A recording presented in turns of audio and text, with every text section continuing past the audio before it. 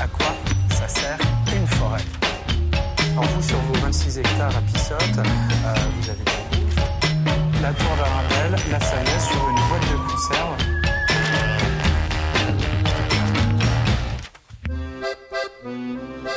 Nous sommes aujourd'hui à Saint-Gilles-Croix-de-Vie pour vous présenter le quartier du Maroc et vous raconter deux histoires, l'étonnante aventure de Narcisse Pelletier et aussi vous raconter l'histoire de la découverte d'un singe au bord de la mer.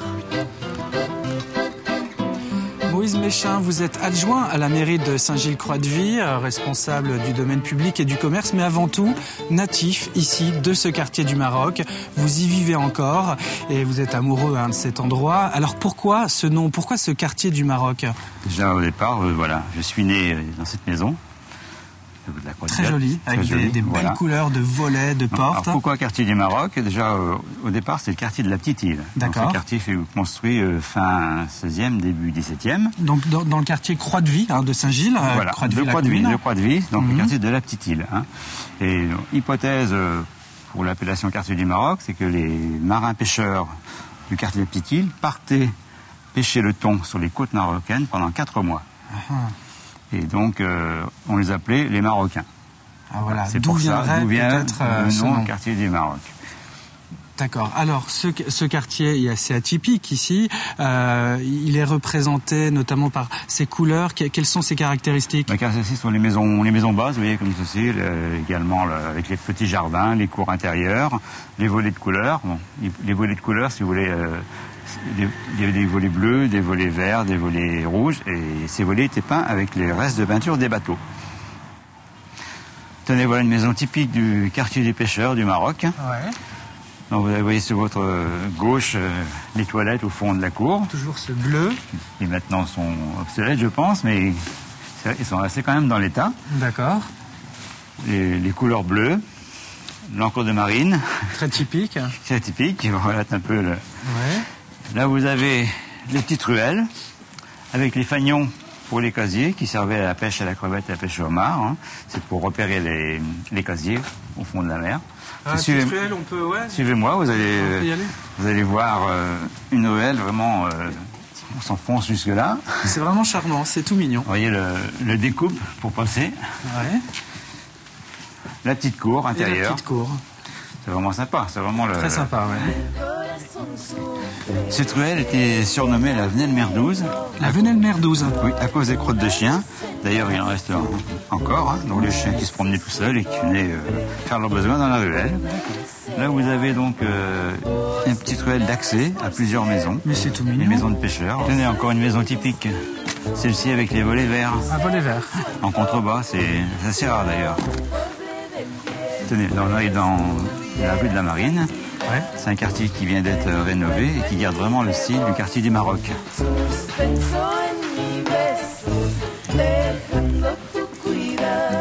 Allez, on va prendre la rue de la Garance. Encore une venelle typique.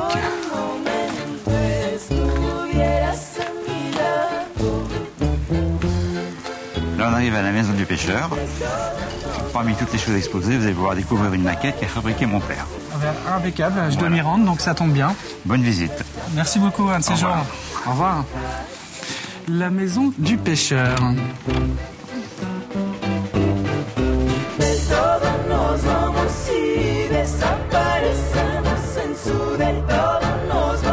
Alors j'ai retrouvé ici Roland Mornay, amoureux de l'histoire maritime, qui va nous raconter deux étonnantes histoires qui sont liées à Saint-Gilles-Croix-de-Vie.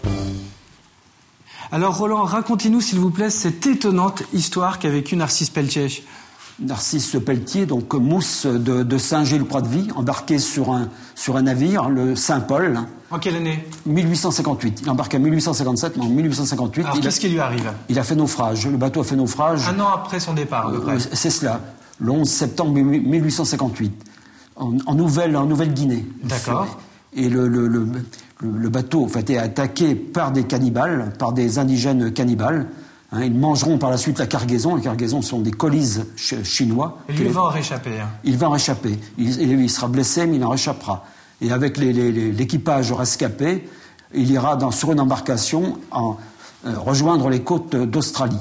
où il se fera adopter par des aborigènes. Oui, il sera d'abord abandonné et il sera adopté en quelque sorte par des aborigènes. Et l'histoire est incroyable parce qu'il reste 17 ans avec ces aborigènes. À vivre comme eux. À vivre absolument comme eux. Il a des scarifications sur la peau, un os dans le nez, il parle comme eux, il devient un nègre blanc. Un beau jour, il y a un navire anglais qui passe par là. Oui, qui disent, mais ce n'est pas un autochtone, on l'emmène et on ne lui a pas demandé son avis.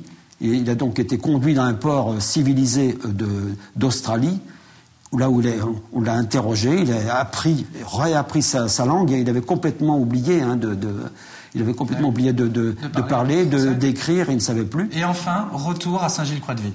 C'est cela, il est rapatrié en France et on l'a... Et un accueil triomphal. Ah oui, en janvier 1876. Il n'avait pas revu ses parents depuis au moins 19 ans, depuis qu'il avait quitté le domicile familial. Alors, il y a différentes choses qui ont été écrites sur Narcisse Pelletier, des choses vraies, des choses fausses, différents ouvrages comme celui-ci, qui est le dernier, mais qui a été écrit en anglais. Alors, vous, comme grand spécialiste, notamment de cette histoire-là, à quand un ouvrage sur Narcisse Pelletier ?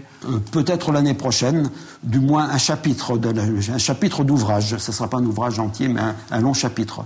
Alors Roland, une toute autre histoire, très différente, mais cependant elle se passe ici aussi, à Saint-Gilles-Croix-de-Vie. Nous sommes en 1911, on découvre un singe sur la plage. C'est étonnant, non ? Oui, d'abord un tonneau, on ne sait pas qu'il y a un singe dedans, un tonneau d'eau de vie, qui est trouvé très bonne par les découvreurs. Le tonneau est emmené, et là on s'aperçoit qu'il y a un singe dans le tonneau. Voilà, les buveurs vont vomir. Alors comment on a expliqué, Roland, qu'un singe soit découvert comme ça, dans une barrique, un beau matin, en 1911 ? Oui, on pense que c'est un naturaliste de l'époque qui ramenait le singe en France pour un laboratoire pour l'étudier. On sait que l'alcool conserve, c'est pour cela. C'était le seul moyen à l'époque. Et que le bateau a fait naufrage, certainement un bateau qui a fait naufrage au large de la Gironde. La commune de Saint-Gilles-Croix-de-Vie en a fait donc l'acquisition, et puis il est là.